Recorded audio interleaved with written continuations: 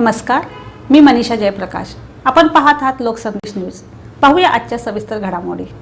मिरज फरीदा जावेद कडचीकर यांची राष्ट्रवादी महिला काँग्रेस पार्टी मिरज शहर अध्यक्षपदी निवड।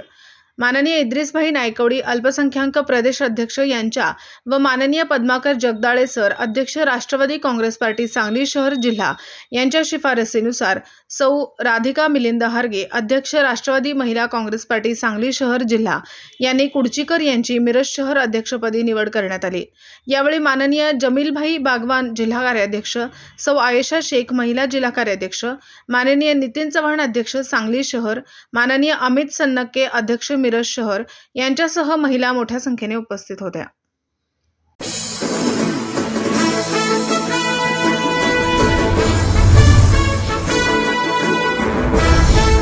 नमस्कार, आपण पाहत आहे लोकसंदेश न्यूज आणि मी स्मिता यादव।